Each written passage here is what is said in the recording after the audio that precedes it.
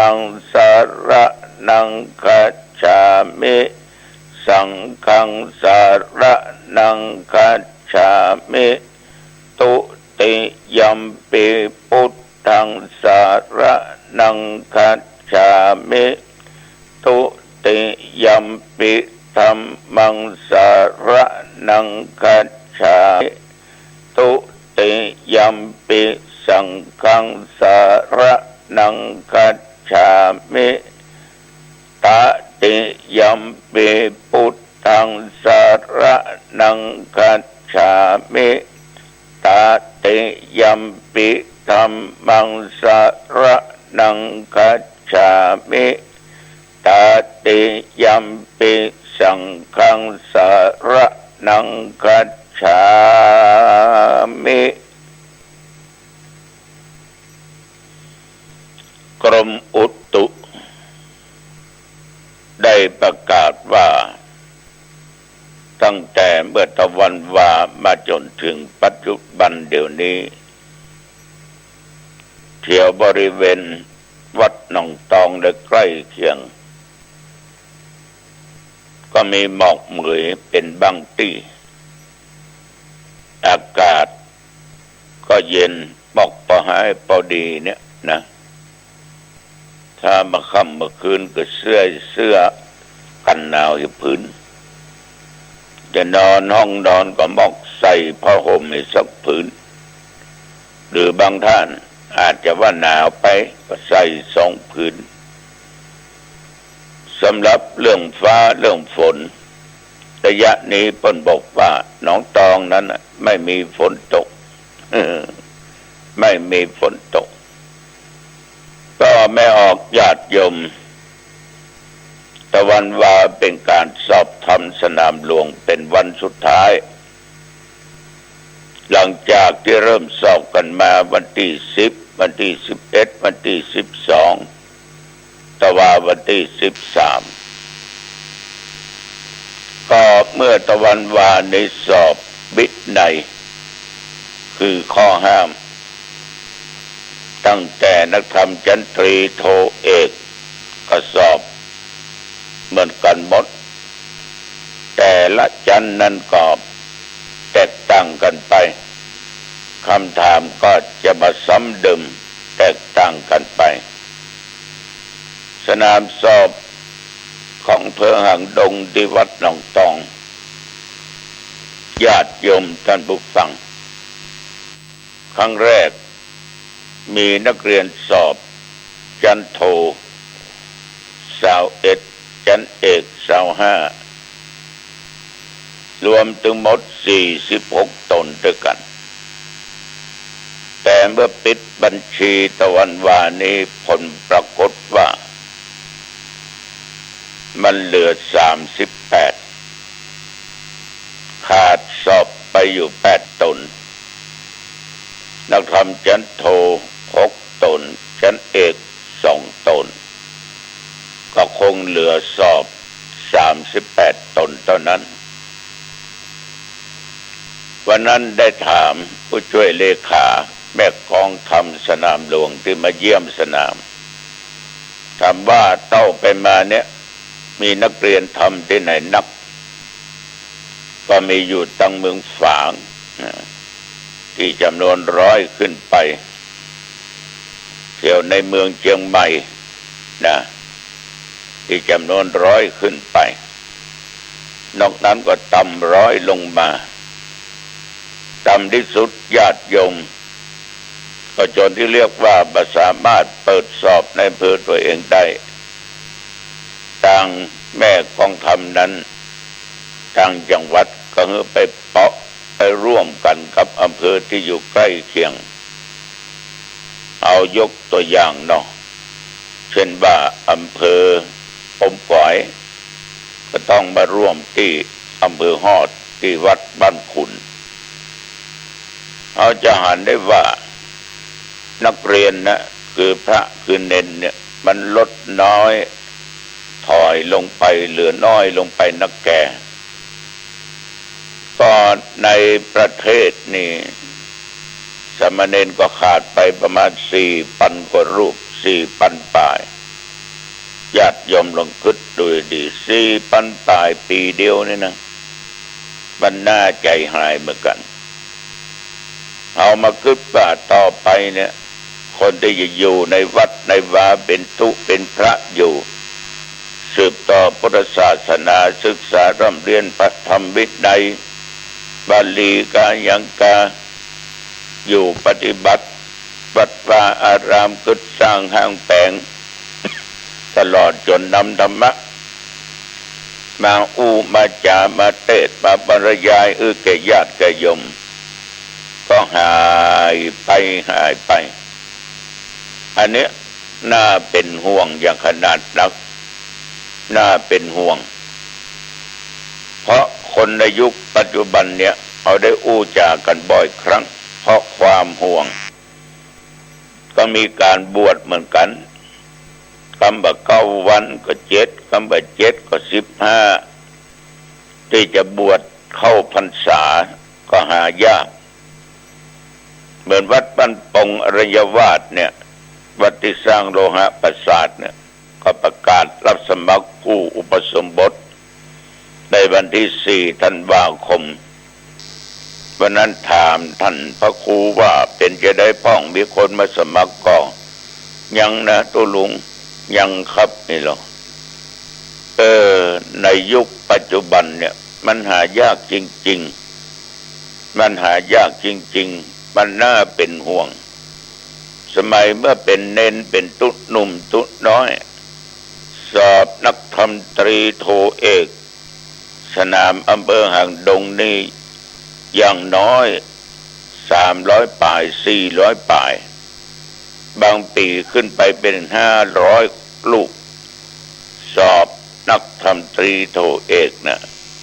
มันพิษกับขนาดนักนี่รวมตึงตีตึงโทตึงเอกเหลือประมาณ90 ป่ายมันหายเป็นนักญาติโยมทั้งหลายอันนี้น่าเป็นห่วงบางบางครั้งไปนั่งเทศน์ในวัดนั้นวัดนี้ที่เปิดนิมนต์ถามว่าตัวเจ้าวัดนี้มีกี่ตนเหลือตนเดียวเน้นมีก็บ่มีครับอันคนปฏิบัติธรรมมีก็ในสัญญาครับเตือวันศีลวันธรรมอย่างญาติโยมก็บ่ค่อยมาวัดมาวากันมันบ่คึกครื้นเนาะเพราะตัวเจ้าในวัดก็บ่ค่อยมีก็เหลือตนเดียวถ้าตัวเจ้าวัดนั้นบ่เก่งแต่บ่เก่งบ้าเนี่ยมันก็เลยเหมือนกับวัดร้างไปฉะนั้นคนที่จะอยู่สืบต่อพุทธศาสนาเนี่ยหายากจริงๆต่อออกไม่ออกญาติโยมเปิ้นนึงว่าโลกของบะเขียมขายหายากเอาได้ก็จังบ่ดีเอาดีก็จังได้ก็เลยจาญาติโยมฟังบ่อยครั้งบ่าเอาต้องมีอย่างเกิดขึ้นเนี่ยต้องรู้จักยืดหยุ่นและอารุ่มอร่อยให้อภัยกันถ้ามันนักหนาปาปานฝ่ายตัวเจ้าพระเนนก็บ่ควรทำอย่างผิดศีลผิดธรรมนะบ่ควรทำในสิ่งที่มันผิดศีลผิดธรรมเพราะเอาอยู่ได้ก็เพราะศีลเพราะธรรมะของพระพุทธเจ้าอยู่วัดอยู่วาก็ปลุกศรัทธาให้เพิ่นเกิดศรัทธาความเชื่อความเลื่อมใสถ้าเอาปลุกศรัทธาสร้างศรัทธาขึ้นมันก็ลำบากในตัวเฮาก็จะอยู่บ่ได้ฉะนั้นขอให้ตั้งอยู่ในศีลในธรรมญาติโยมท่านผู้ฟังก็เช่นเดียวกันต้องถ้อยทีถ้อยอาศัยตัวเจ้ามันก็คนอย่างเดียวกันนะ ว่าตัวเจ้าวัดหนองทองว่าตัวเจ้าวัดไหนจะเป็นเจ้าคุณชั้นไหนก็ตามจะเป็นพระครูระดับไหนก็ตามเป็นตัวเจ้าที่มียศถาบรรดาศักดิ์ก็ตามมันก็คนอย่างเดียวกันเวลาประเดี๋ยวนี้ตัวเจ้าวัดหนองตองก็รู้สึกว่าหนาวเหมือนกันและญาติโยมหนาวก็มันก็ต้องตอบว่าหนาวก็ได้บ่หนาวก็ผิดปกติเนาะแสดงว่าเลือดลมบ่คดีละผิดปกติละมันถึงหนาวเหมือนกันสถาหอนตุก็หอนเหมือนกัน ศรัทธาต้องกินข้าวตุเจ้าก็ต้องกินข้าวต้องดื่มน้ำเหมือนกับญาติกับโยมมีปากก็อู้จาเหมือนกันมีหูดังก็หายใจอย่างเดียวกันมีหูก็ฟังอย่างเดียวกันแต่มันอาจจะแตกต่างกันไปบางสิ่งบางอย่างต้องอันฉะนั้นญาติโยมเอามาอู้กันแล้วตุเจ้าก็เป็นคนคนหนึ่งมนุษย์คนหนึ่งสัตว์ตัวหนึ่งแต่เข้ามาบวชในพระพุทธศาสนาฉะนั้นบางสิ่งบางอย่างอาจจะขาดตกบกพร่องถ้ามันนักหนาป้าป้านก็ก้อยอู้ก้อยจ๋ากันนะคนเฮานี่นะญาติโยมจ่าลงสุดไปไม่รู้เป็นน้ำซุยเหมือนกันหมดอ่ะว่าเปิ้นว่าตัวน้อง สมัยก่อนถ้าเป็นตุ๊หนุ่มตุ๊น้อยอยู่วิมานนี่เป็นห้องไปบอกไปสอนตุ๊จะไปไขสิกเนอะรอจุงหัวไม่อุ้ยเข้าไปเหี่ยวก่อนถ้าไขสิกก็สิกไม่อุ้ยก็อายุยืนเนี่ยไปถึง93 ปีตายก็นึกในใจว่าหวานละคำนี้ถ้าได้สิกก็สิกก็จะสิกละเผาศพไม่อุ้ยย่ำทันใดเตื้อป้าก็มาอู้หำละจะไปคิดสิกนะตุ๊ดเนอะจุงหัวป้าเข้าไปเหี่ยวก่อนป้าสมอายุมันยืนยาวได้ถึง80 กว่าปีเช่นจะตายเพื่อผ้าตายอาตมาภาพมีอายุอานามได้เป็น50 กว่าปีป้าตายก็หมดในเรื่องความคิดว่าจะลาสิกขาบท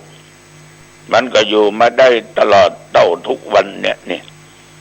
ตัวเจ้าอยู่ได้ก็ต้องอาศัยศรัทธาญาติโยมคือการอุปถากอุปถัมภ์ที่เขาจะเห็นได้ว่าอุ้ยกับป้าเนี่ยเหมือนกับซุยเขาอยู่แต่จริงใจเขาก็ตึมขัดสิกอย่างใดๆทั้งสิ้นฉะนั้นญาติโยมคนเขาบางครั้งก็คือกำลังอกกำลังใจกันจะไปมองก็แง่ร้ายล้ำไปก็บดีศรัทธาบางต้านบางคนก็เขาเกินล้ำไปนะใจว่าที่นั่งฟังตุลุงนี่นะ อันนี้ดีบางคนก็เขาเกินล้ำไปเน้นตนนั้นอย่างอันตุตนนี้อย่างอีไปออกไปแต่ถ้าอยู่เป็นกาฝากของพระเหลืองกาฝากของสังคมเพื่อไปถามดูโตดน้อยเดียวบล่อมอยู่วัดบ่ได้ไปกิจอันไปกิจนี่ก็ถูกต้องถ้าไปบ่มีกิจเนี่ยก็ละวัดละวาก็ลำบากดีบ่ดีขโมยเล่นพระเจ้าไปจะลำบากฉะนั้นศรัทธาญาติโยมทั้งหลายทุกเจ้าก็ถามคนบ้านก็ถามอยู่ด้วยกันต้องเข้าใจกันบางวัดเหลือตุเจ้าตนเดียวมันเหมาะก็มีปอกออกไปนอนวัดแหละ นุ่งขาวห่มขาวไปถือศีล8อยู่วัดอันเป็นคู่กับตุเจ้าเจอมันอยู่ตนเดียวก็ยังว่าญาติโยมมันมีที่อู้ที่จามีที่ปรึกษาเนาะก็เล่นนั่นเล่นนี่พ่องพอเก็มพ่องพอโทรทัศน์พ่องก็ใหญ่ๆมันอยู่ตนเดียววัดบางวัดก็อยู่ห่างไกลหมู่บ้านเหียเงียบปิกเงียบปิ้งนะพอเข้าไปในวัดมืดตึ๊บเปิดไฟหลอดเดียวในห้องเมียงหมานี่เห่ากันเต็มวัดมันก็น่าคิดเหมือนกันนะญาติโยมนะมีวัดหนึ่งใดๆก็อู้ฟังอย่างกำตัวเจ้าเพิ่นมีตนเดียวแล้วเป็นตัวเจ้าหนุ่มเหียภาษาก็น้อยเหียอ่อนเหียก็ธรรมดาเนาะมันดูตั้งนอนดูตั้งหลับเนาะ หลับตื่นขวายมีเป็นบางวันศรัทธาไปวัดจะไปตานขันเข้าก็ตัวเจ้าบ่ลุกเตื้อห้องได้ยินมันได้ยินหมัวอยู่ห้องจันบนบุญจัน2บุญศรัทธาก็จมก็เดือดกันรับลุกขวายตุนี่ มันถึงมาเนี้ยการเนี้ยงานเนี้ยโหเป็นไงแต่ตาเหนือนเข้ามันยังบรรลุเดือเขาก็บอกว่าเนาะมันอาจจะลุกแล้วไปเข้าห้องน้ำก็ไปหั่นไปนี่เนี่ยโยมทั้งหลายด้วยความเป็นจริงเขาไม่ได้หูไม่ได้หันบางวัดบางวาวัดก็กว้างเป็น4-5 ให้สถาก็พอใจตุเจ้าบ่เอาแง่บ่เอากุงบ่กวาดวัดบ่เพี้ยววัดกินบ่ได้นอนเนี่ยรับเสียอันเนี้ยการวัดมันก็เนี้ยเหมือนกันนะมันจะไปแบบเนี้ยคำว่าแบบทำเนี่ยเลยมันมีแต่มันทำแบบแปะ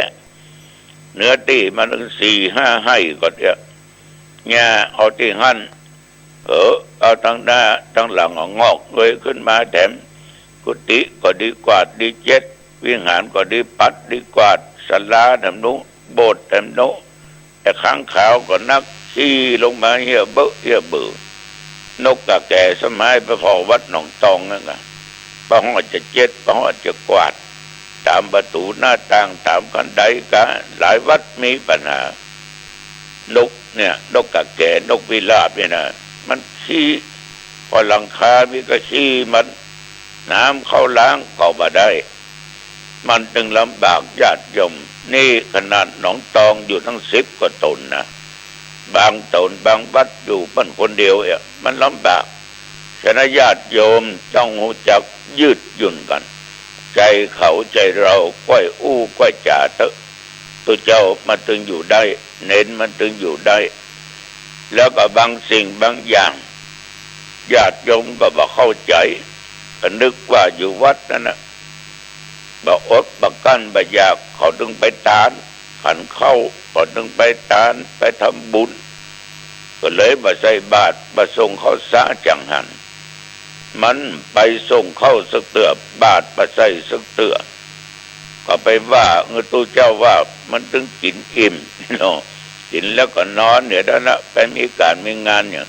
ส่วนมากคนที่ว่านี่คือคนวัดตะเข้าพระเจ้าบอกไว้คนบ่ชอบก็ทำบุญสุนทานอย่างสักต่อใดมีแต่จ้องจะเอาผิดกับตู้เจ้า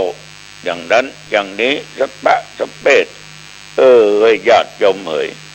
ต้องเข้าใจเนอะตุมันก็คนอย่างเดียวกันนั่นเนาะ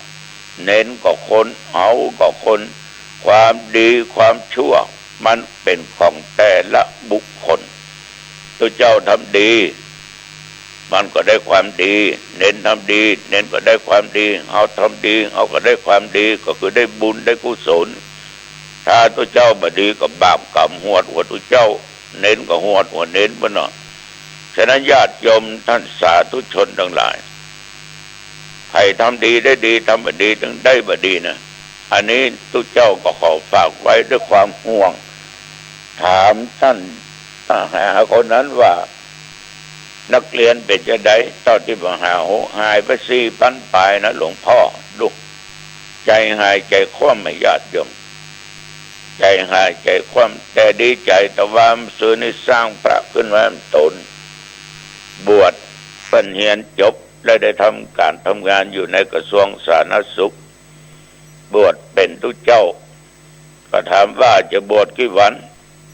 15 วันครับหลวงพ่อลาเปิ้นมาได้15 วันครับเพราะผมอยากจะบวชให้โยมแม่ทดแทนพระคุณแม่แล้วพ่อเนาะพ่อผมตายแล้วครับดีมาบวชนี่ดีญาติโยมทั้งหลายก็ยังดีนะ15 วันก็อยู่สืบต่อพุทธศาสนาละฉะนั้นพอออกไม่ออกญาติโยมท่านผู้ฟังทั้งหลายเรื่องวัดกับบ้านเรื่องตุกับศรัทธาญาติโยมเนี่ยมันจะถูกใจเหมือนกันหมดมันก็เป็นไปบ่ได้แต่ขอฝากกับพระสงฆ์องค์เด่นว่าขอยึด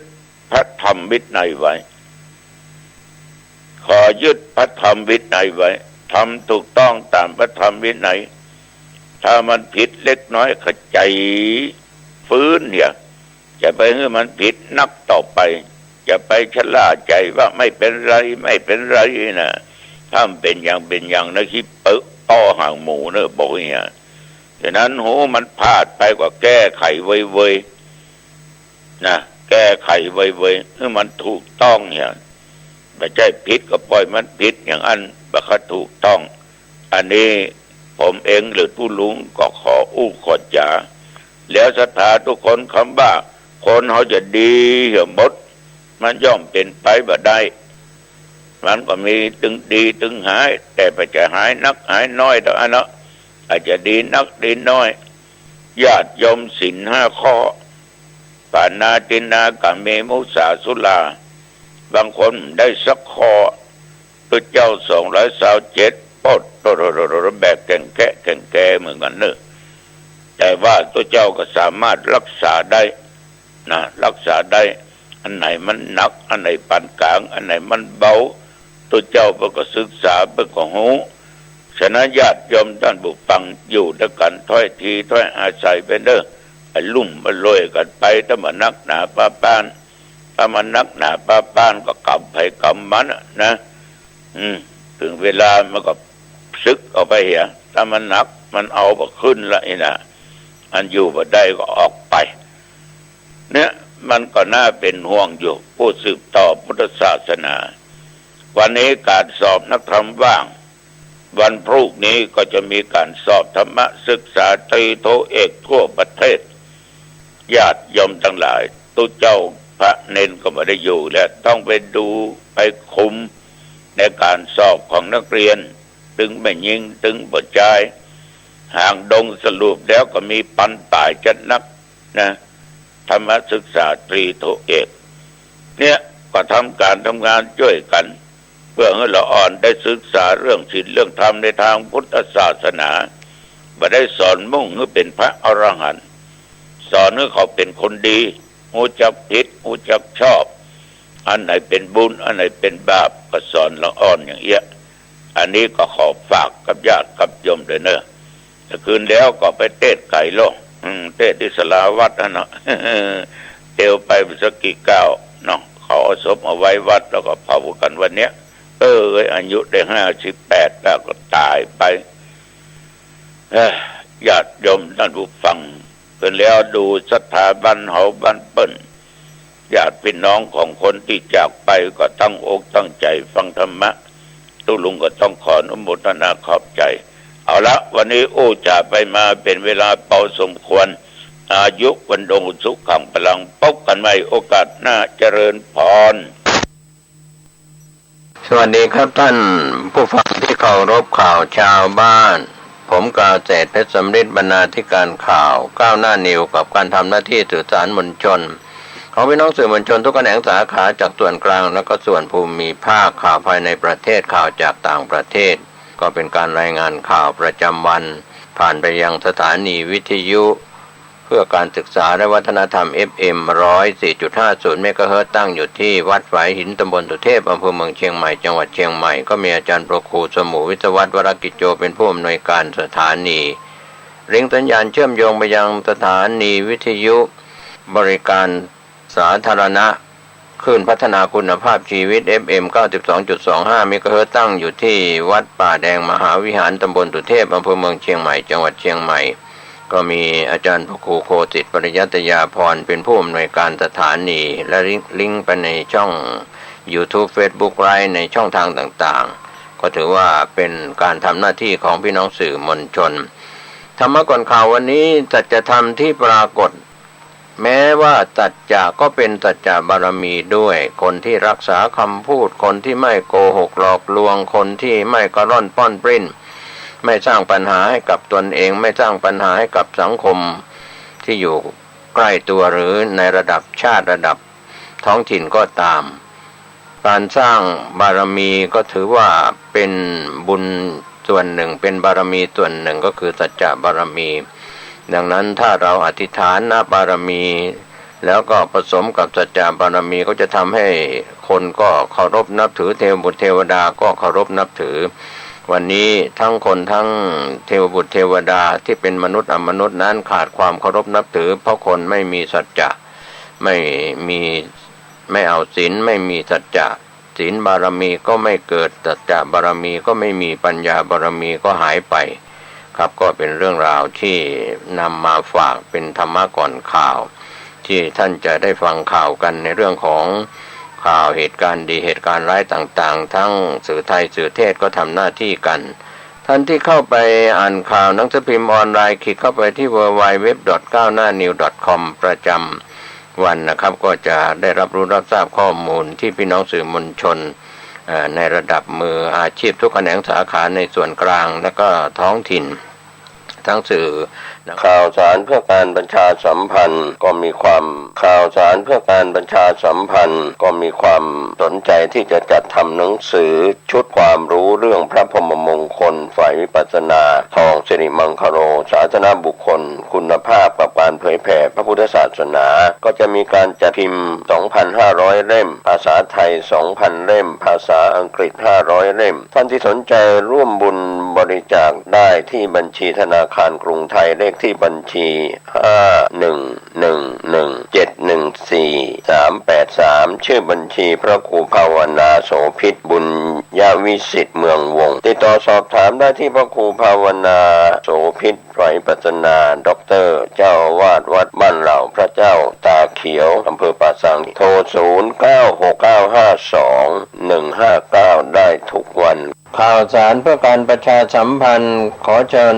ชวนผู้ใจบุญร่วมบุญจัดซื้อที่ดินถวายวัดกู่มาปินร้าง300 ปีบ้านป่าขุยหมู่ที่ 3 ตำบลสันปูดอยอำเภอดอยสะเก็ดจังหวัดเชียงใหม่เพื่อขยายพื้นที่วัดเพิ่มขึ้นเนื่องจากวัดมีพื้นที่น้อยจะทำการสร้างเป็นศาสนสถานที่ปฏิบัติธรรมสืบสานศาสนาต่อไปร่วมบุญได้ที่ธนาคารกรุงเทพเลขที่บัญชี772-015-2391ชื่อบัญชีวัดชัยสถานเพื่อบูรณะวัดกู่มาปินหรือร่วมบุญติดต่อโดยตรงที่พระธวัชชัยธีรปัญโย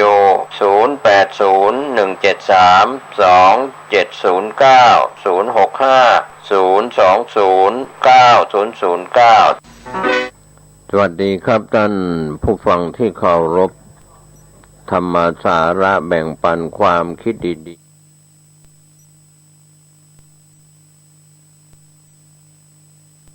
สวัสดีครับท่านผู้ฟังที่เคารพธรรมสาระวันนี้ผมเกษตรเพชรสำริดวิทยากรก็ชวนท่านคิดพิจารณาหลักธรรมคำสอนทั้งภายในภายนอกภายในพระพุทธศาสนาภายนอกที่อาจจะเป็นของคำสอนในศาสดาอื่นๆที่จะเป็นประโยชน์กับเพื่อนมนุษย์ร่วมเกิดแก่เจ็บตายกันทุกวันนี้เราตื่นนอนในตอนเช้าแล้วก็รู้สึกสดชื่นสมหวังว่าเรายังมีชีวิตอยู่เราจะมีฐานะการงานการเงินอย่างไรจะมีความทุกข์สุขประการใดมีหนี้ไม่มีหนี้ปลดหนี้ไม่ปลดหนี้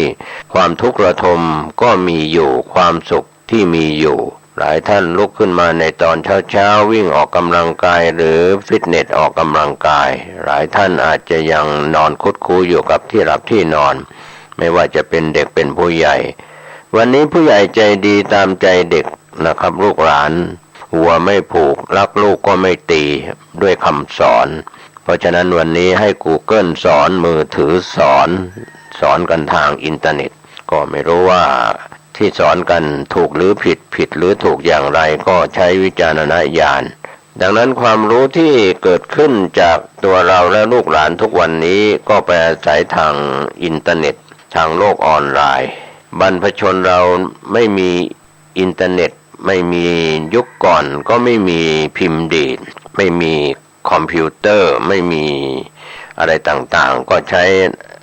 เลขคณิตกันแบบธรรมชาติคิดในใจคำนวณในใจหรือใช้อุปกรณ์ภายนอกต่างๆก็มีเรื่องราวที่บรรพบุรุษของคนไม่ว่าจะเป็นชนชาติไทยเชื้อชาติไทยสัญชาติไทยที่เป็นเผ่าพันธุ์ของคนไทยที่เราศึกษาจากประวัติของชาติไทยคนไทยจากจีนแผ่นดินใหญ่เคลื่อนลงมาไม่ว่าจะเป็นปัจจุบันที่อัสสัมชัญก็เป็นคนไทยในอินเดียมาทางตอนเหนือของเมียนมาพม่าก็เป็นไทยใหญ่มาทางประเทศไทยก็เป็นไทยน้อยไม่ว่าจะเป็นคนไทยที่อยู่ใน12 ปันนาลงมาจนถึงประเทศไทยปัจจุบันรวมไปถึงลาว แล้วก็เขมรก็มีชนชาติไทยที่เคยแผ่อิทธิพลแผ่อาณาจักรไปแล้วก็แบ่งแยกดินแดนกันไปเสียดินแดนกันไปยุคของอาณาจักรไล่ล่าเมืองขึ้นไม่ว่าจะเป็นฝรั่งเศสก็ดีหรือชาติอังกฤษก็ตามในยุคเราก็ถูกส่วนแบ่งของประเทศไทยเราไปขวานทองเราไปหายไป14เรียกว่าเสียดินแดน14ครั้งก็หายไปมากทีเดียวยังคงเหลือขวานทองปัจจุบันทำให้คนไทยนั้นมีความสำนึกในความเป็นไทยเชื้อชาติไทยสัญชาติไทยความเป็นคนไทยเราก็รักกันฉันพี่น้องที่มี DNA สายเลือดที่เป็นคนไทยคราวหนึ่งในสมัยอดีตผู้ดำเนินรายการไปเจอคนไทยที่แคว้นอัสสัมเขาก็แต่งตัวเหมือนคนไทยล้านนาเราเนี่ยนะพูดจาภาษาไทยไปไหว้พระที่อินเดียเจอกันที่พุทธคยาเขานำรถบัสมาจากแคว้นอัสสัมเขาดีใจเจอคนไทยจากเมืองไทยที่ไปไหว้พระจากประเทศไทยก็เหมือนญาติพี่น้องที่อยู่ห่างกันไม่เคยเจอกันดีกันก็เรียกว่าสวมกอดกันด้วยความเป็นคนไทยความภาคภูมิใจในเชื้อชาติไทย DNA ของไทยก็มีหน้าตาเหมือนพ่ออุ้ยแม่อุ้ยแต่งตัวแบบคนพื้นเมืองล้านนาคล้ายๆกันอย่างนั้นพูดจาภาษาไทยกันรู้เรื่องเหมือนกับพี่น้องไทยใหญ่ทางตอนเหนือของพม่าหรือว่าเมียนมาลงมาถึงไทยใหญ่ในประเทศไทยรวมไปถึงไทยน้อยไม่ว่าจะไทยจากแดนของจีนตอนใต้อย่างเช่น12ปันนาลงมาถึงสปป.ลาวเขมรเวียดนามลงมาทางตอนใต้ก็มีคนไทยยังหลงเหลืออยู่ไม่ว่าจะอยู่ในมาเลเซียสิงคโปร์ปีนังอะไรก็ต่างๆก็ตามอันนี้เราเท้าความพูดถึงคนไทยแล้วไม่รักแผ่นดินไทยแล้วจะไปรักใครไม่รักคนไทยด้วยกันแล้วจะรักใครเชื้อชาติก็เป็นเชื้อชาติไทยสายเลือดก็เป็นคนไทยแผ่นดินก็เป็นแผ่นดินไทยขวานทองของเรานั้นจะอยู่ยั่งยืนยงเราร้องเพลงชาติไทยเคารพในส่วนของสถาบันทั้ง3ชาติศาสนาพระมหากษัตริย์วันนี้เรายังยืนยงมั่นคงต่อไปแม้ว่าจะมีลูกหลานเรายุคใหม่จะยกกี่นิ้วก็แล้วแต่นิ้วที่พ่อแม่ให้มามี10นิ้วนะครับเขาจะยกจะชูกี่นิ้วก็ไม่มีความหมายอะไรถ้าเราไม่ได้ไปใส่ใจว่าคนเหล่านั้นถ้าไม่เทิดทูนสถาบันพระมหากษัตริย์ไม่เทิดทูนสถาบันชาติไทยไม่เทิดทูนสถาบันศาสนาที่ตนนับถือโดยเฉพาะ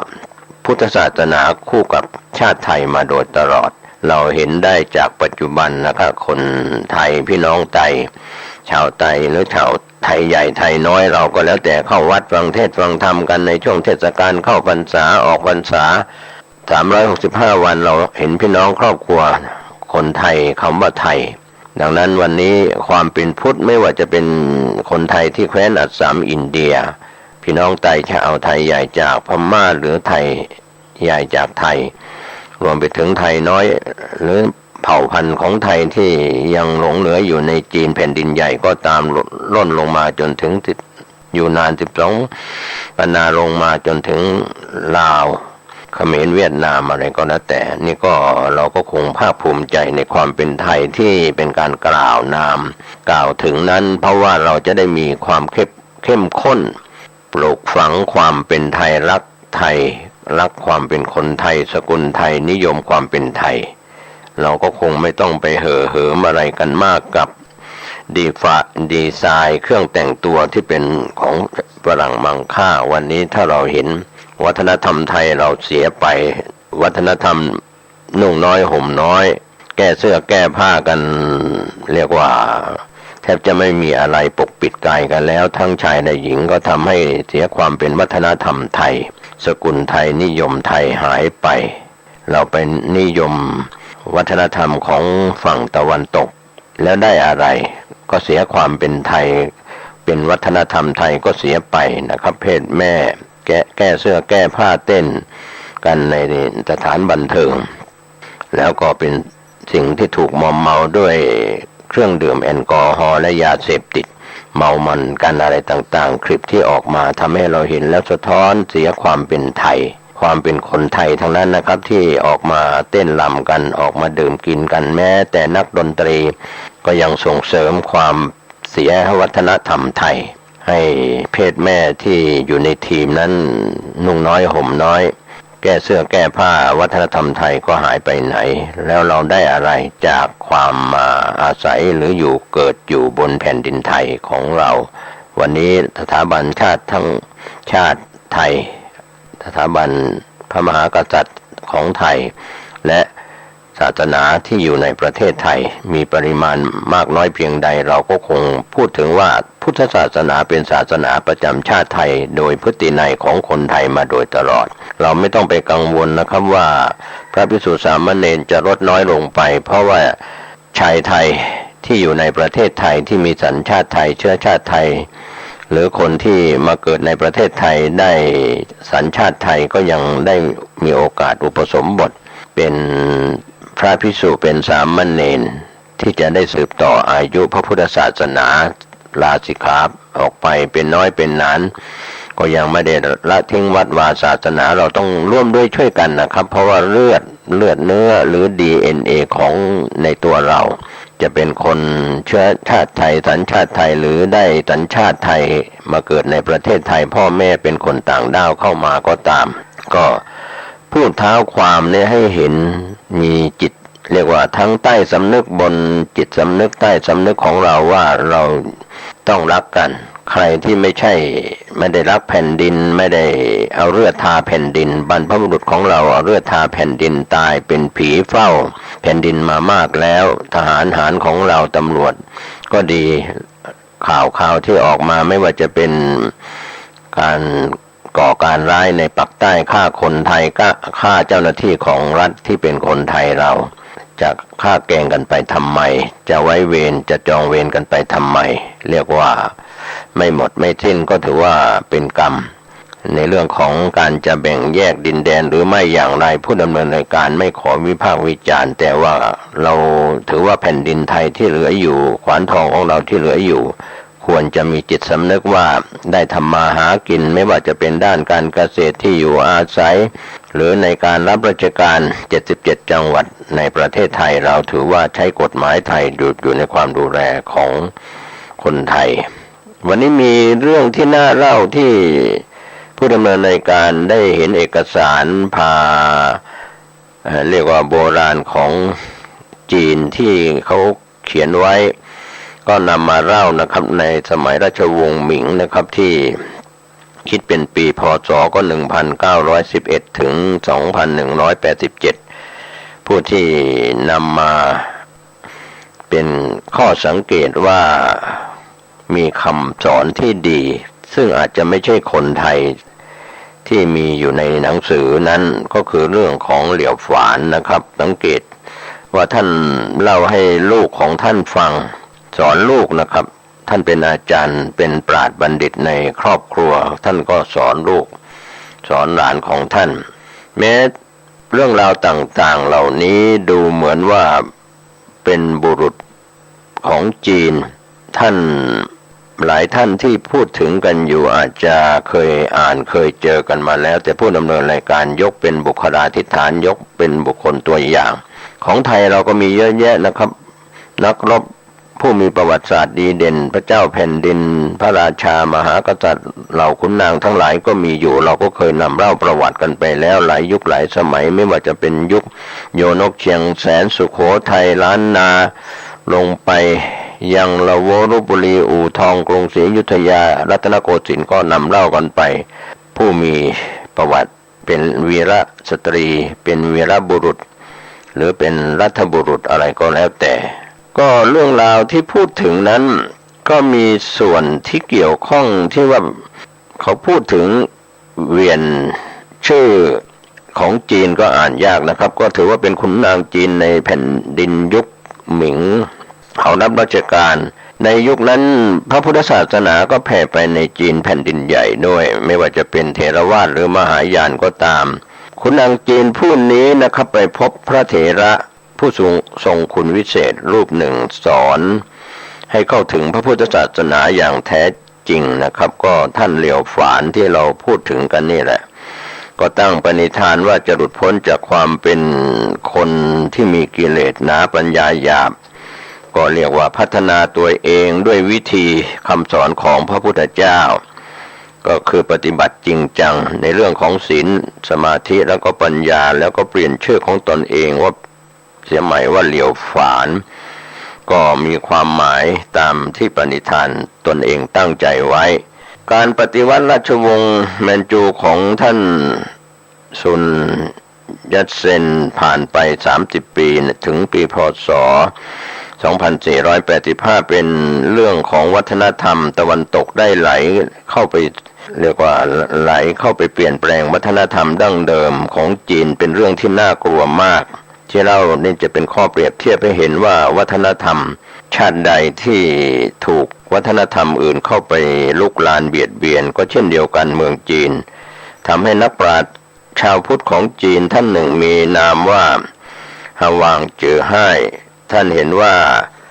ในเรื่องนี้เป็นเรื่องไม่ใช่ธรรมดาก็เรียกว่าเมื่อท่านเหลียวฝานนั้นมองเห็นคุณค่าของชีวิตก็ยอมรับนับถือจากคำสอนของพระเถระซึ่งเป็นพุทธศาสนาท่านก็ถือเป็นแบบเป็นฉบับมาในการประพฤติปฏิบัติแล้วก็สอนลูกหลานในครอบครัวด้วยความเป็นพ่อคนแม่คนเป็นครอบครัวพุทธศาสนาสอนดังนั้นท่านเหลียวฝานนั้นจึงพยายามจะหยุดยั้งกระแสแห่งวัฒนธรรมทางตะวันตกก็คือของฝรั่งนั่นแหละครับเพื่ออนุรักษ์ความเป็นคนจีนดั้งเดิมให้เปี่ยมล้นด้วยคุณธรรมตามคำสอนในทางพระพุทธศาสนาก็ความหมายที่ว่ายากเหลือเกินคนรุ่นปัจจุบันจะเข้าถึงเนื้อความคำสอนทางพระพุทธศาสนาท่านอาหวางต้องการอนุรักษ์หนังสือจีนโบราณไว้เพื่อให้ชาติจีนคงอยู่เขาก็คิดเขาก็รักเลือดจีนเขาก็รักแบบคนจีนเราเลือดไทยเราก็รักแบบคนไทยก็มีหนังสือที่จีนโบราณอยู่ในโรงเรียนชั้นเล็กๆโรงเรียนภาษาสมัยใหม่ก็เพียงใช้ประกอบอธิบายแต่นักเรียนก็เข้าถึงเนื้อความของภาษาหนังสือของจีนโบราณในสมัยนั้นแต่ก็มีว่าไม่สามารถจะเข้าใจได้เพราะว่าความกระตือรือร้นของเก่าๆของดีเก่าๆก็เริ่มหายไปเด็กลูกหลานรุ่นใหม่ก็กลายพันธุ์ไปเอาที่ถูกยัดเยียดจากชาติตะวันตกนะครับก็เป็นเรื่องที่เราจะได้รู้ได้ทราบว่าเราแต่ละชาติแต่ละภาษาแต่ละประเทศนั้นเขาก็มีเลือดที่จะต้องรักชาติรักแผ่นดินดังนั้นวันนี้ถ้าเรามองแล้วมีตัวอย่างที่เขานำมาเขียนไว้ก็จริงนำมาบอกกล่าวไว้ก็จริงแต่เราควรจะต้องเข้าใจว่าชาติแผ่นดินของใครของชาติใดเขาก็มีคำสอนโดยมีอิทธิพลมาจากพระพุทธศาสนาของเราเนี่ยเคยนำเล่าพุทธศาสนากับพระมหากษัตริย์ในยุคจากอินเดียมาสู่ประเทศไทยไปแล้วผ่านไปแล้วเป็นอดีตเป็นเวลาที่ผ่านไปวันนี้เราก็มาปลุกระดมคนไทยให้รักในความมีเลือดเป็นคนไทยในความมีเลือดรักแผ่นดินไทยก็ไปเอาโอวาทคำสอนของปราชญ์จีนที่เขาเคยถูกอบรมจากพระเถระที่เป็นพุทธศาสนามาแล้วก็มีเรื่องที่น่าจะฟังไว้ไม่เสียหายแม้วันนี้ผู้ดำเนินอนุญาตไปเอาเอกสารที่เกี่ยวข้องกับของจีนมาเล่าว่าของเหลียวฝานนะครับโอวาทของท่านสอนไว้ข้อแรกว่าการจะสร้างอนาคตนั้นจะสร้างอย่างไรท่านกล่าวสอนลูกหลานว่าพ่อกำพร้าพ่อแม่มาตั้งแต่อายุไม่ถึง20ย่าของลูกเวลานั้นมีอายุมากแล้วนี่เหลียวฝานสอนลูกหลานท่านบอกให้พ่อเลิกคิดที่จะเป็นขุนนางเสียในสมัยนั้นแล้วบอกว่าให้ไปเรียนแพทย์ดีกว่าท่านก็บอกว่าการเป็นแพทย์เป็นหมอนอกจากจะยึดเป็นอาชีพได้ดีแล้วยังจะช่วยคนยากจนรักษาผู้เจ็บป่วยได้ก็จะสามารถ มีความรู้ดีมีความสามารถดีจะเป็นแพทย์ที่มีชื่อเสียงความปรารถนาของพ่อที่เสียชีวิตไปแล้วเป็นอย่างนั้นเรียฝานพูดต่อไปว่าพ่อพบผู้เฒ่าท่านหนึ่งที่วัดชื่ออวินจื้อท่านมีคราวยาวมีราศีผ่องใสยิ่งนักรูปร่างสูงใหญ่สง่างามราวกับเทพยดาพ่อจึงคารวะท่านด้วยความเคารพในอันนี้คุยให้ลูกหลานฟังท่านก็พูดท่านอาจารย์ท่านนี้ก็พูดกับพ่อว่าเธอจะได้เป็นขุนนางนะปีหน้าจะได้สอบผ่านได้3 ขั้นฉะไหนจึงไม่เรียนหนังสือเล่าเรียวฝานก็เล่าให้ลูกฟังว่าสาเหตุเมื่อท่านถามชื่อแท้และที่อยู่ของพ่อแล้วท่านก็ตอบว่าท่านแท้คงเป็นชาวอวินหนานได้เล่าเรียนวิชาโหราศาสตร์หมอดูอันเป็นตำราดั้งเดิมถ่ายทอดกันมาโดยมิได้แก้ไขเพิ่มเติมอันใดให้ไขว้เขวก็เป็นตำราที่บรมโหราจารย์เรียกว่าหมอดูผู้ยิ่งใหญ่แห่งราชวงศ์ซ่องระหว่างปีพุทธศักราช 1503 ถึง 1670 ท่านผู้เฒ่าคงต้องการถ่ายทอดวิชานี้ให้แก่พ่อก็พาท่านมาที่บ้านมาพบท่านย่าของลูกท่านกำชับให้พ่อต้อนรับท่านผู้เฒ่าให้ดีๆทดลองให้ท่านพยากรณ์ดูก็ปรากฏว่าแม่นยำไปเสียทุกสิ่งทุกเรื่องแม้แต่เรื่องเล็กๆน้อยๆก็ไม่ผิดพลาดเลยพ่อจึงเริ่มเรียนหนังสือใหม่กับท่านลุงของลูกที่เป็นลูกพี่ลูกน้องของพ่อนี่แหละท่านเรียวฝานสอนลูกพูดกับลูกต่อไปว่าท่านลุงนั้นได้แนะนำให้พ่อไปเป็นนักเรียนกินนอนที่สำนักเรียนแห่งหนึ่งท่านผู้เฒ่าคงก็ได้พยากรณ์พ่อต่อไปว่าจะสอบผ่านถึง3 ขั้นแรกจะได้คะแนนมาเป็นที่14ขั้นกลางจะได้ที่17 11และขั้นที่3จะได้ที่9ก็ปรากฏว่าผลออกมาเช่นนั้นจริงๆต่อมาท่านก็พยากรณ์อนาคตของพ่อไว้ว่าปีใดจะสอบได้เป็นนักเรียนหลวงได้ข้าวพระราชทานเป็นจำนวนเท่านั้นถังปีใดจะได้สอบขั้นสุดท้ายปีใดจะได้เป็นนายอำเภอเมื่อเป็นนายอำเภอแล้ว3 ปีครึ่งก็ควรลาออกจากราชการเพราะอายุ53 ปีแล้วก็สิ้นอายุไขจะนอนตายอย่างสงบในวันขึ้น14 ค่ำเดือน 8เวลาระหว่างตี 1 ถึงตี 3น่าเสียดายจะไม่มีบุตรไว้สืบสกุลพ่อก็ได้บันทึกไว้ทุกคำที่อาจารย์สอนสั่งไว้ท่านผู้เฒ่าคงนะครับพยากรณ์ไว้ในเวลาต่อมาคำพยากรณ์ของท่านผู้เฒ่าคงก็คงยังแม่นยำเสมอมาก็มีอยู่ครั้งหนึ่งท่านพยากรณ์ไว้ว่าจะได้รับพระราชทานข้าวหลวงครบจำนวนหนึ่งแล้วจะได้สอบขั้นสุดท้ายเพื่อเตรียมตัวเข้าเมืองหลวงไม่ทันที่พ่อจะได้รับพระราชทานข้าวหลวงครบตามจำนวนที่ท่านพยากรณ์ไว้พ่อก็ได้รับคำสั่งให้ไปสอบคราวนี้สอบตกพ่อก็เริ่มสงสัยในคำพยากรณ์อยู่ในใจว่าอาจารย์ทายผิดหรือเปล่าอะไรอย่างนี้แต่แล้วในปีต่อมาก็มีอาจารย์ท่านหนึ่งที่เคยไปเป็นกรรมการตรวจข้อสอบให้พ่อท่านเคยชมพ่อว่าคำตอบทั้ง5 ข้อของพ่อนั้นเขียนได้ดีเหมือนขุนนางผู้ใหญ่เขียนทูลเกล้าถวายความเห็นต่อฮ่องเต้นั่นเทียวท่านว่าอย่างนั้นถ้าคนไม่มีความรู้จริงย่อมเขียนไม่ได้เช่นนี้ความสามารถของพ่อย่อมจะเป็นประโยชน์ต่อแผ่นดินฉะไหนจึงจะถูกทำลายอนาคตไปเสียเล่าท่านจึงสั่งให้พ่อไปทำงานกับท่านและให้รับพระราชทานข้าวหลวงย้อนหลังจนครบจำนวนที่ขาดไปก็ปรากฏว่าเท่าจำนวนที่ท่านผู้เฒ่าคงคำนวณไว้พอดีเรื่องราวเหล่านี้เมื่อเป็นเช่นนี้ก็ยิ่งทำให้พ่อเพิ่มความเชื่อถือในคำพยากรณ์ของท่านผู้เฒ่าคงผู้เป็นอาจารย์ยิ่งขึ้นเพราะอุปสรรคที่เพิ่งผ่านพ้นไปนั้นทำให้เห็นได้ชัดเจนว่าชะตาชีวิตนั้นถูกลิขิตมาแล้วอย่างแน่นอนจะช้าจะเร็วจะมีใครเป็นอุปสรรคอย่างไรก็หนีไม่พ้นพ่อจึงปล่อยใจให้เป็นไปตามยะถากรรมคำว่าตามยะถากรรมก็คือทำใจสบายไปตามเส้นทางชีวิตไม่มีความกระตือรือร้น ไม่ทะเยอทะยานไม่ขวนขวายไม่ดิ้นรนที่จะเอาดีไปกว่านี้อีกต่อไปทำให้จิตใจนั้นสุขสงบนะครับท่านผู้ชมท่านผู้ฟังก็คำกล่าวของเหลียวฝานสอนลูกว่าพ่อสอบได้แล้วเช่นนี้ก็ต้องเดินทางเข้าเมืองหลวงก็คือเมืองหลวงในสมัยนั้นแล้วก็เป็นปักกิ่งในสมัยปัจจุบันอยู่ในมหาวิทยาลัยของหลวง1 ปีพ่อไม่ได้ดูหนังสือหรือตำราเรียนใดๆอีกเลยเอาแต่นั่งสมาธิไม่พูดไม่จาไม่คิดอะไรทั้งสิ้นพอครบ1 ปีพ่อก็ได้รับคำสั่งให้ย้ายไปเข้ามหาวิทยาลัยของหลวงทางใต้ก็คือหนานกิ่งในปัจจุบันอันเป็นสถาบันสุดท้ายนักศึกษาที่สอบได้ตามขั้นตอนต่างๆในภูมิลำเนาเดิมของตนมาแล้ว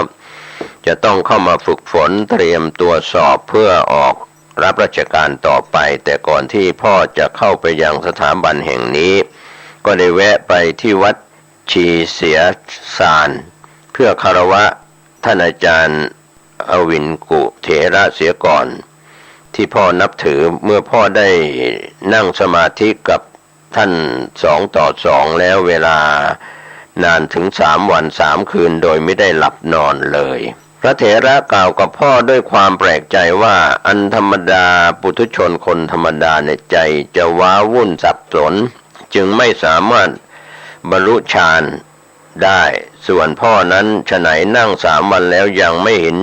จิตใจวอกแวกมีแต่ความสงบพ่อจึงเล่าสาเหตุให้ท่านฟังว่าท่านผู้เฒ่าคงได้พยากรณ์อนาคตของพ่อไว้แน่นอนแล้วคิดวุ่นวายไปก็ไร้ประโยชน์จึงทำใจให้สบายไร้กังวลดีกว่าอันนี้ก็เชื่อปรมาจารย์ที่พยากรณ์ไว้ท่านอวินกุเถระก็ออกมาหัวเราะแล้วก็ร้องว่าโธ่เอ๋ยนึกว่าเป็นผู้วิเศษแล้วเสียอีกที่แท้ก็เป็นปุถุชนอยู่นั่นเองพ่อจึงกราบ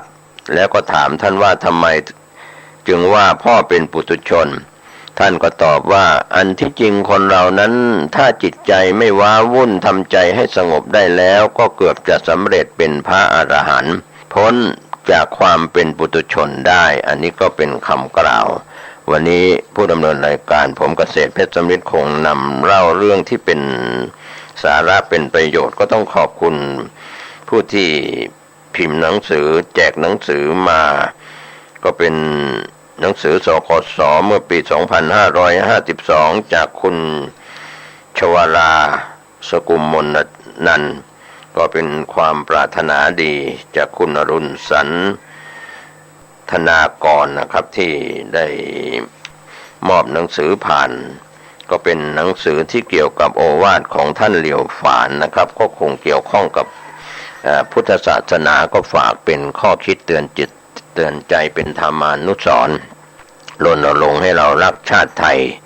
สกุลไทยนิยมไทยเชื้อชาติไทยสัญชาติไทยจะเป็นไทยอยู่ในประเทศใดๆเชื้อชาติไทย DNA ของไทยเทิดทูนในสถาบันทั้ง3ชาติศาสนาและพระมหากษัตริย์อย่างยิ่งยวดยิ่งนะครับขอให้ท่านสุขกายสุขใจแม้ชีวิตจะล้มหายตายจากไปแล้วพุทธศาสนาก็ยังอยู่ในดวงจิตดวงใจมีมนุษย์สมบัติสวรรค์สมบัตินิพพานสมบัติเป็นที่พึ่ง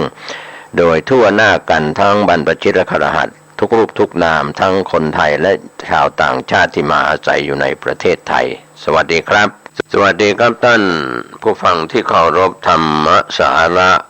วันนี้ผมเกษตรเพชรสำริดวิทยากรก็ชวนท่านคิดพิจารณาหลักธรรมคำสอนทั้งภายในภายนอกภายในพระพุทธศาสนาภายนอกที่อาจจะเป็นของคำสอนในศาสดาอื่นๆที่จะเป็นประโยชน์กับเพื่อนมนุษย์ร่วมเกิดแก่เจ็บตายกันทุกวันนี้เราตื่นนอนในตอนเช้าแล้วก็รู้สึกสดชื่นสมหวังว่าเรายังมีชีวิตอยู่เราจะมีฐานะการงานการเงินอย่างไรจะมีความทุกข์สุขประการใดมีหนี้ไม่มีหนี้ปลดหนี้ไม่ปลดหนี้ความทุกข์ระทมก็มีอยู่ความสุขที่มีอยู่หลายท่านลุกขึ้นมาในตอนเช้าวิ่งออกกำลังกายหรือฟิตเนสออกกำลังกายหลายท่านอาจจะยังนอนคุดคู้อยู่กับที่หลับที่นอนไม่ว่าจะเป็นเด็กเป็นผู้ใหญ่ วันนี้ผู้ใหญ่ใจดีตามใจเด็กนะครับลูกหลานหัวไม่ผูกรักลูกก็ไม่ตีด้วยคำสอนเพราะฉะนั้นวันนี้ให้ Google สอนมือถือสอนกันทางอินเทอร์เน็ตก็ไม่รู้ว่าที่สอนกันถูกหรือผิดหรือถูกอย่างไรก็ใช้วิจารณญาณดังนั้นความรู้ที่เกิดขึ้นจากตัวเราและลูกหลานทุกวันนี้ก็ไปอาศัยทางอินเทอร์เน็ตทางโลกออนไลน์บรรพชนเราไม่มีอินเทอร์เน็ตไม่มียุคก่อนก็ไม่มีพิมพ์ดีดไม่มีคอมพิวเตอร์ไม่มีอะไรต่างๆก็ใช้เลขคณิตกันแบบธรรมชาติคิดในใจคำนวณในใจหรือใช้อุปกรณ์ภายนอกต่างๆก็มีเรื่องราวที่บรรพบุรุษของคนไม่ว่าจะเป็นชนชาติไทยเชื้อชาติไทยสัญชาติไทยที่เป็นเผ่าพันธุ์ของคนไทยที่เราศึกษาจากประวัติของชาติไทยคนไทยจากจีนแผ่นดินใหญ่เคลื่อนลงมาไม่ว่าจะเป็นปัจจุบันที่อัสสัมชัญก็เป็นคนไทยในอินเดียมาทางตอนเหนือของเมียนมาพม่าก็เป็นไทยใหญ่มาทางประเทศไทยก็เป็นไทยน้อยไม่ว่าจะเป็นคนไทยที่อยู่ใน12ปันนาลงมาจนถึงประเทศไทยปัจจุบันรวมไปถึงลาวแล้วก็เขมรก็มีชนชาติไทยที่เคยแผ่อิทธิพลแผ่อาณาจักรไปแล้วก็แบ่งแยกดินแดนกันไปเสียดินแดนกันไปทำยุคของอาณาจักรไล่ล่าเมืองขึ้นไม่ว่าจะเป็นฝรั่งเศสก็ดีหรือชาติอังกฤษก็ตามในยุคเราก็ถูกส่วนแบ่งของประเทศไทยเราไปขวานทองเราไปหายไป14เรียกว่าเสียดินแดน14ครั้งก็หายไปมากทีเดียวยังคงเหลือขวานทองปัจจุบันทำให้คนไทยนั้นมีความสำนึกในความเป็นไทยเชื้อชาติไทยสัญชาติไทยความเป็นคนไทยเราก็รักกันฉันพี่น้องที่มี DNA สายเลือดที่เป็นคนไทยคราวหนึ่งในสมัยอดีตผู้ดำเนินรายการไปเจอคนไทยที่แคว้นอัสสัมเขาก็แต่งตัวเหมือนคนไทยร้านนาเราเนี่ยนะพูดจาภาษาไทยไปไหว้พระที่อินเดียเจอกันที่พุทธคยาเขานำรถบัสมาจากแคว้นอัสสัมเขาดีใจเจอคนไทยจากเมืองไทยที่ไปไหว้พระจากประเทศไทยก็เหมือนญาติพี่น้องที่อยู่ห่างกันไม่เคยเจอกันดีกันก็เรียกว่าสวมกอดกันด้วยความเป็นคนไทยความภาคภูมิใจในเชื้อชาติไทย DNA ของไทยก็มีหน้าตาเหมือนพ่ออุ้ยแม่อุ้ยแต่งตัวแบบคนพื้นเมืองล้านนาคล้ายๆกันอย่างนั้นพูดจาภาษาไทยกันรู้เรื่องเหมือนกับพี่น้องไทยใหญ่ทางตอนเหนือของพม่าหรือว่าเมียนมาลงมาถึงไทยใหญ่